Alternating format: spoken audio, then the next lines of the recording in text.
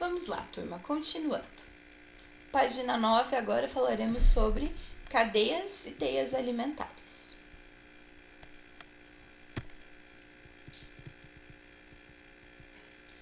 Uma maneira de estudar um ambiente é conhecer as relações alimentares entre os seres vivos que o compõem. Essas relações envolvem seres autótrofos, que são os que produzem o seu alimento, e os que não produzem o seu próprio alimento, como é o caso dos animais, que aí são chamados de heterótrofos. Em uma cadeia alimentar, os seres autótrofos são sempre os produtores, então eles estão na base da cadeia alimentar, enquanto que os demais são os heterótrofos, aí compõem os consumidores e os decompositores. Os seres autótrofos, que são produtores, eles têm a capacidade de produzir seu próprio alimento a partir de substâncias simples, como realizam, através da fotossíntese. E os heterótrofos, que são consumidores ou decompositores, eles obtêm a energia a partir dos produtores. Então, eles vão se alimentar dos produtores, de forma direta ou indireta, através da alimentação. Os consumidores, eles são classificados como primários, quando se alimentam diretamente dos produtores, secundários, quando se alimentam dos consumidores primários, terciários, quando se alimentam dos secundários e assim por diante.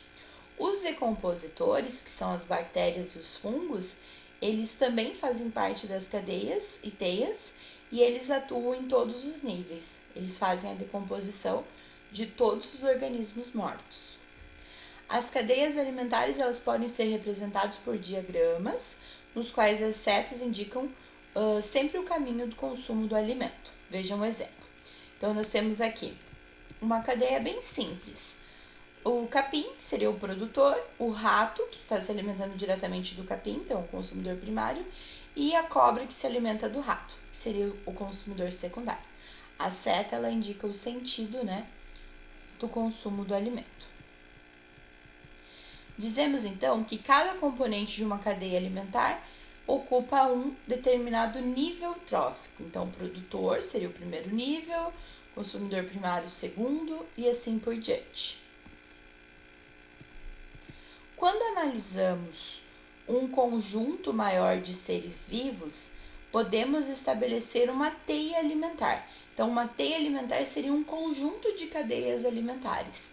Aí as relações são um pouco mais complexas do que uma cadeia alimentar simplesmente, onde os componentes podem ocupar algumas cadeias alimentares em diferentes níveis tróficos, e o mesmo nível pode ser ocupado por mais de um ser vivo, dependendo de cada cadeia considerada.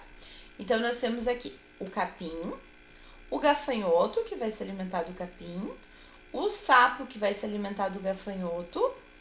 Aí nós temos a serpente, que vai se alimentar do sapo e ela pode se alimentar do rato também. Se a serpente se alimentar do rato, ela vai ser produtor, consumidor primário, secundário. Ela vai ser secundária. Se ela se alimentar do sapo, aí ela vai ser produtor, primário, secundário, terciário. Então, o mesmo indivíduo ele pode estar em mais de um nível. Ele pode ser consumidor primário, secundário, terciário. Depende, de qual cadeia que ele ocupa. No caso, a cobra seria consumidor secundário e terciário ao mesmo tempo.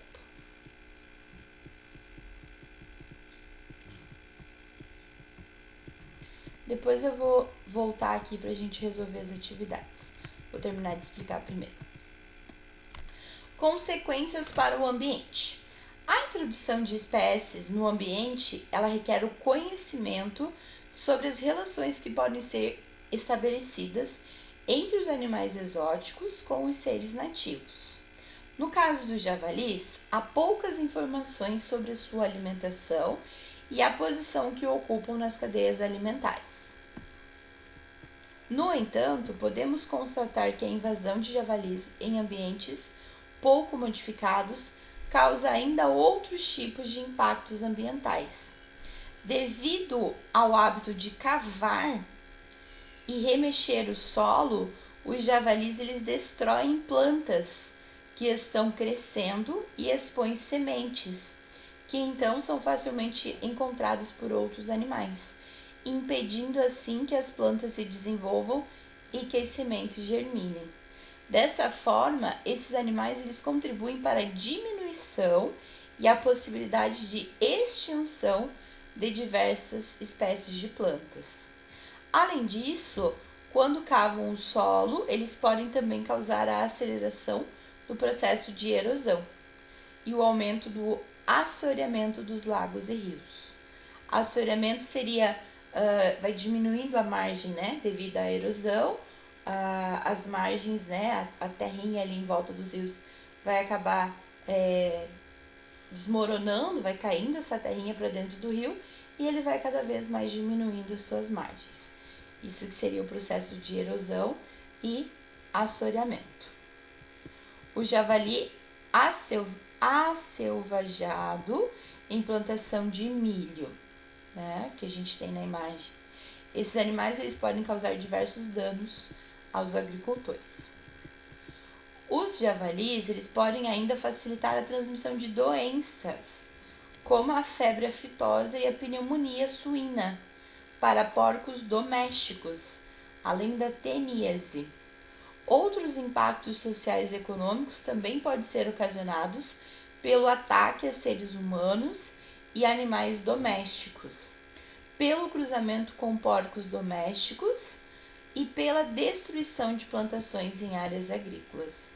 Então, ele acabou tornando-se uma praga mesmo, né? E pode causar todos esses prejuízos. O controle do javali. O IBAMA, órgão governamental responsável pelo controle e manejo de espécies exóticas invasoras, como é o caso do javali, vem adotando uma série de medidas para tentar conter o avanço dessa espécie e reduzir a sua população. Entre as medidas adotadas pelo IBAMA estão, primeiro, autorização do abate da caça controlada sem que os animais abatidos sejam destinados à alimentação, justamente porque eles podem ser fonte de doenças, né? Pois eles podem portar doenças e transmiti-las aos seres humanos. Então, em determinados momentos, o IBAMA permite que esses animais sejam caçados, né? Sejam mortos, mas não usados para alimentação humana. O aumento da fiscalização, então fiscalizar e evitar, né, esses criadouros clandestinos, evitando que os javalis escapem, fujam e causem todos esses problemas. Orientação no manejo e no transporte de javalis em criadouros legalizados. Além dessas medidas, o IBAMA vem estudando o impacto que os javalis podem exercer sobre a fauna e a flora nativa, principalmente em unidades de conservação, onde já foi observada a presença desses animais. Você sabia? Mas o que são unidades de conservação? O Brasil ele é considerado um país mega diverso. Isso significa que nós temos uma grande variedade, diversidade de espécies, tanto animais como vegetais, pela grande quantidade de espécies de seres vivos que nele vivem. Buscando preservar essa biodiversidade, foram criadas as unidades de conservação, UC, que são grandes áreas protegidas, onde a exploração do recurso ela é controlada por lei. Há diferentes tipos de unidades de conservação, depende do tipo da exploração do recurso, que pode ser totalmente proibida ou permitida de forma sustentável. A criação e a gestão de unidades de conservação estão previstas pelo Sistema Nacional de Unidades de Conservação, um plano governamental que dá diretrizes para essas ações. Então, aqui nós temos um mapa, né, mostrando os parques, enfim, as unidades de conservação ao longo do Brasil. A realização de novos estudos ecológicos é importante porque pode fornecer evidências que auxiliem no controle de populações desses animais, informações mais precisas sobre o caso dos javalis invasores, permitiriam a elaboração de medidas mais eficazes para diminuir o impacto da presença desses animais e o estabelecimento de diferentes estratégias para o seu manejo e ou sua captura.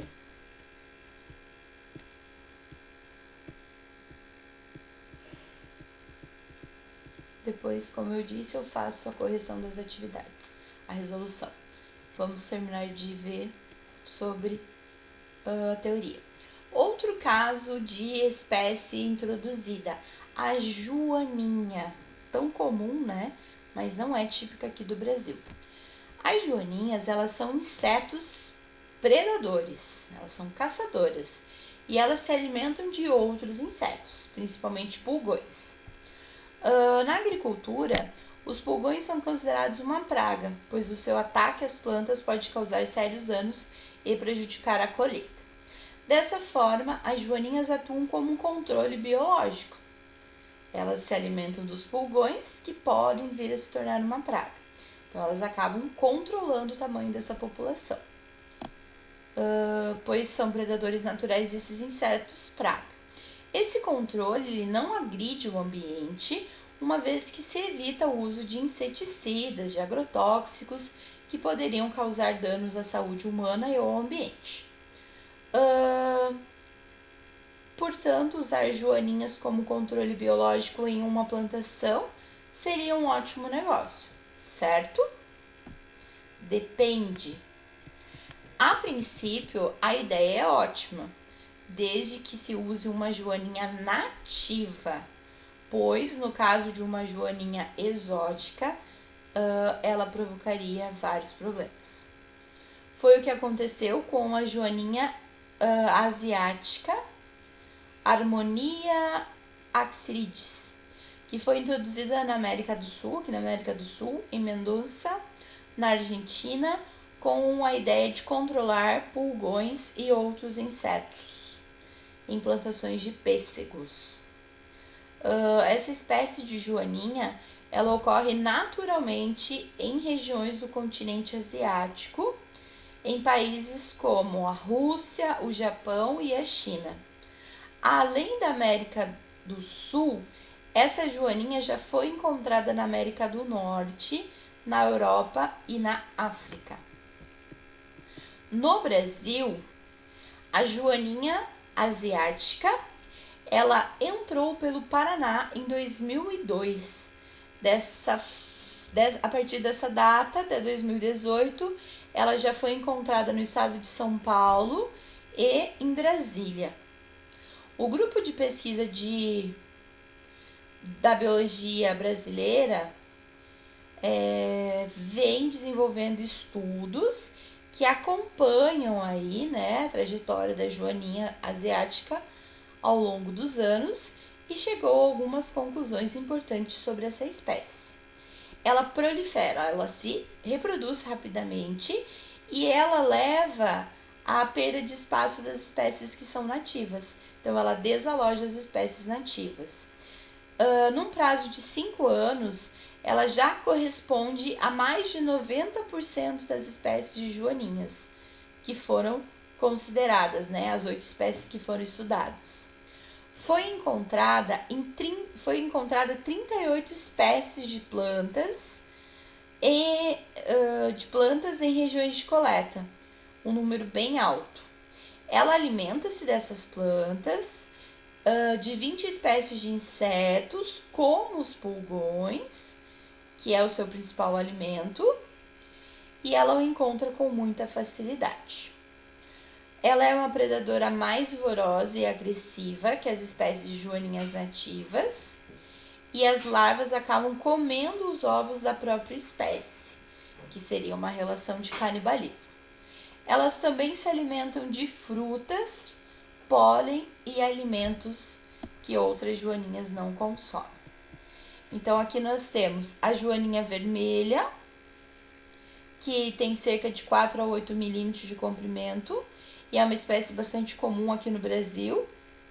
E essa joaninha, que é nativa, está perdendo espaço para essa outra aqui, que é asiática, e, portanto, é considerada uma espécie exótica.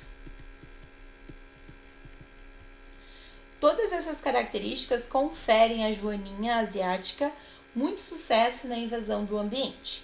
Apesar disso, seu efeito sobre ele não é tão danoso como o dos javalis, que são invasores, ou de outras espécies exóticas, como por exemplo do caramujo gigante africano. No entanto, em alguns lugares do planeta, há registros de impactos importantes causados pelas joaninhas. Na França, durante o inverno, elas acabam invadindo a casa em bandos e elas procuram alimentos açucarados. E no Canadá e nos Estados Unidos, elas se espalham em plantações de uvas, que são usadas para a produção do vinho. E acidentalmente elas são processadas juntamente com as uvas, conferindo ao vinho um sabor que lembra o pimentão e o aspargo. Um vinho com sabor de pimentão não deve ser nada agradável. Esse efeito no sabor do vinho é conhecido como mancha da joaninha, uma tradução livre, e faz com que ele tenha de ser descartado. Então acaba causando prejuízo, né?